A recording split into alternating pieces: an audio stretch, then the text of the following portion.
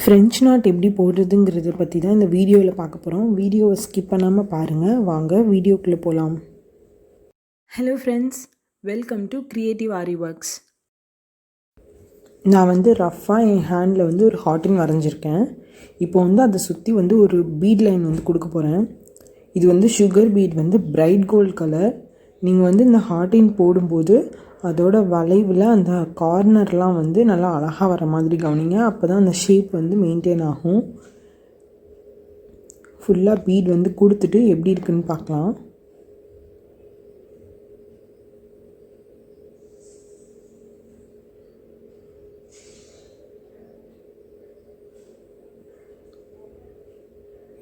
நான் ஒரு எண்ணாட் பண்ணி முடிச்சிட்றேன்.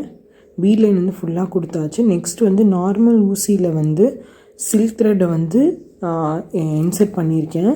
4 ஸ்ட்ரெயின்ஸாக இன்சர்ட் பண்ணனால 8 ஸ்ட்ரெயின்ஸாக ஆகிருக்கு. ஸோ அதோட திக்னஸ் ஓரளவுக்கு நல்லா வரும்.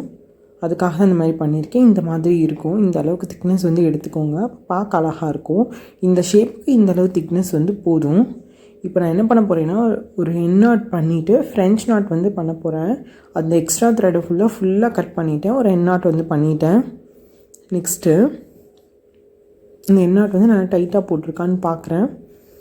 இப்போது அந்த ஹார்ட்டினோட ஏதாவது ஒரு கார்னரில் இந்த ஊசியை உள்ளே விட்டு இழுக்கிறேன். ஃபுல்லாக எல்லா த்ரெட்டும் வந்துடுச்சு. அந்த நாட் அங்கே பேஸ்ட் ஆகிடுச்சு. இப்போ என்ன பண்ணுறோன்னா, நல்லா திக்காக அந்த நூல் எந்த விதமான சிக்கலும் இல்லாமல் பிடிச்சிக்கிட்டு, நூல் தனித்தனியாக ஆகக்கூடாது, நல்லா கரெக்டாக இருக்கணும். நல்லா திக்காக ஒரே நூல் மாதிரி தெரியணும். பிடிச்சிக்கிட்டு 2 சுற்று நீங்கள் முன்னாடி சுற்றினாலும் ஓகே, பின்னாடி சுற்றினாலும் ஓகே. உங்கள் கம்ஃபர்டபுள் எப்படியோ சுற்றிக்கோங்க. நான் 2 சுற்று முன்னாடி சுற்றிட்டு எந்த இடத்துல நூல் வந்துச்சோ அதுக்கு பக்கத்துலேயே அழுத்தி விடுறேன். விட்டுட்டு நான் அந்த நாட்டை இறுக்கமாக பிடிச்சிக்கிறேன். பிடிச்சிக்கிட்டு ஊசியை உள்ளே இழுத்ததுக்கு அப்புறமேட்டு த்ரெட்டில் லூஸ் விழாமல் பிடிச்சிக்கிறேன். ஃபுல்லாக உள்ளே போனதுக்கப்புறமேட்டு இப்படி தான் விழும். இதுதான் ஃப்ரெஞ்ச் நாட். இன்னொரு தடவை சொல்கிறேன். நூலை நல்லா வெளியே இழுத்துக்கிறேன். அந்த நூலை நல்லா டைட்டாக பிடிச்சிக்கிட்டு 2 சுற்று திரும்ப பக்கத்துலேயே நூலை உள்ளே விட்டுட்டு ஊசி உள்ளே போகிற வரைக்கும் அந்த நாட்டை பிடிச்சிக்கிறேன். ஊசி உள்ளே போனதும் நூல் எந்த விதமான லூஸ் இல்லாமல் நூல் பிரியாமல் பிடிச்சிக்கிறேன். அப்படியே விட்டுட்டே இருந்தேன்னா ஃப்ரெஞ்ச் நாட் ஃபார்ம் ஆகிடும். 3ஆவது தடவை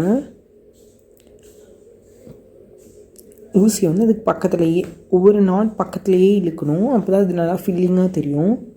2 சுற்று சுற்றுறேன். திரும்ப உள்ளே விடுறேன். அந்த ஊசி உள்ளே போகிற வரைக்கும் நாட்டை பிடிச்சிக்கணும். ஊசி உள்ளே போனதுக்கப்புறமேட்டு உங்களோட த்ரெட்டை நல்லா டைட்டாக பிடிச்சிக்கிட்டே விட்டுட்டே வரணும். அப்படியே ஒரு நாட் விழுந்துடும். இப்போ இந்த ஹார்ட்டின் ஃபுல்லாக ஃப்ரெஞ்ச் நாட் எப்படி பண்ணுறதுன்னு பார்க்கலாம். இப்போ ஃப்ரெஞ்ச் நாட் பண்ணும்போது நீங்கள் என்னென்ன விஷயம் நல்லா கவனிக்கணும்னா, ஃபஸ்ட்டு நூலில் எந்த சிக்குமே விழுந்துடக்கூடாது. விழுந்தால் ஃப்ரெஞ்ச் நாட்டில் ஒரு நூல் மட்டும் தூக்கிட்டு தெரியும். அப்போது நீங்கள் அடுத்தடுத்து போடும்போதே அந்த லுக் நல்லா வராது. 2வது விஷயம் என்ன அப்படின்னா, ஃப்ரெஞ்ச் நாட் போடும்போது பக்கத்தில் நீங்கள் போடுறீங்களாங்கிறத கவனிச்சிக்கிட்டே வாங்க. ஸ்பேஸ் கொடுத்தீங்கன்னா நல்லா இருக்காது. ரொம்ப அந்த ஃபில்லிங்காகவே தெரியாது. ஸோ ஸ்பேஸ் இல்லாமல் ரொம்ப நெருக்கமாக ஃப்ரெஞ்ச் நாட் கொடுக்கணும்.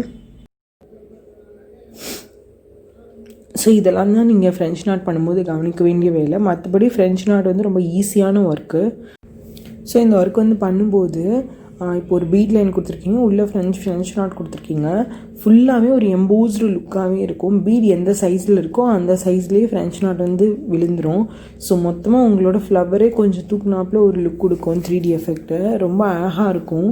ஃப்ரெஞ்ச் நாட்டில் நீங்கள் எந்த ஒர்க்கு ஃபினிஷ் பண்ணாலும் பார்க்குறதுக்கு ரொம்ப க்யூட்டாக தெரியும். நீங்கள் ட்ரை பண்ணி பாருங்கள். இந்த ஹார்ட்டினே 4 பக்கமும் போட்டு ஒரு ஃப்ளவராக மாற்றலாம். அப்போவும் பார்க்கணும் ரொம்ப அழகாக இருக்கும். இப்போ ஃப்ரெஞ்ச் நாட் எண்ட் எப்படி பண்ணுறதுன்னு பார்க்கலாம். நான் அந்த இடத்துல பக்கத்தில் ஊசியை விட்டுட்டு பக்கத்துலேயே ஒரு இடத்துல குத்துனேன். இன்னொன்று பக்கத்தில் ஊசியை விட்டுட்டு அப்படியே பக்கத்தில் குத்துறேன். இது பண்ணாலே போதும். ஏன்னா French not is already a knot.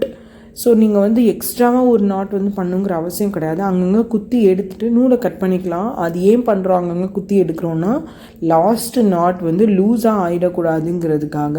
மற்றபடி வந்து இந்த நாட்டுக்கு அப்புறம் ஒரு நாட் போடணுங்கிற அவசியம் கிடையாது. ஸோ அங்கங்கே குத்தி எடுத்துகிட்டு கீழே வந்து கட் பண்ணிக்கலாம். ஸ்பேஸ் தெரிகிற மாதிரி இருக்க இடத்துல நீங்கள் குத்துனீங்கன்னா அடியில் இருக்க அந்த கலர் வந்து தெரியாத மாதிரி இந்த த்ரெட் கலர்லேயே வந்து ஃபில் ஆகிடும். இப்போ வந்து கடைசியாக முடிச்சுட்டு கீழே கட் பண்ணிடுவேன். ஒரு 4-5 இடத்துல வந்து நீங்கள் அந்த மாதிரி குத்திட்டு உள்ளே விட்டுருங்க. ஸோ இப்போ வந்து இந்த ஃபைனல் லுக் வந்து ரொம்ப அழகாக வந்திருக்கு. கீழே நூலை கட் பண்ணிடலாம். அவ்வளோதான், முடிஞ்சிடுச்சு. கண்டிப்பாக நீங்கள் ட்ரை பண்ணி பாருங்கள். இந்த வீடியோ கண்டிப்பாக உங்களுக்கு யூஸ்ஃபுல்லாக இருந்திருக்கும். தேங்க்ஸ் ஃபார் வாட்சிங். இன்னும் நம்ம சேனலை பார்த்துட்டு சப்ஸ்கிரைப் பண்ணாமல் இருந்தீங்கன்னா கண்டிப்பாக சப்ஸ்கிரைப் பண்ணுங்கள். மறக்காமல் பக்கத்தில் இருக்க பெல் பட்டனையும் ப்ரெஸ் பண்ணுங்கள்.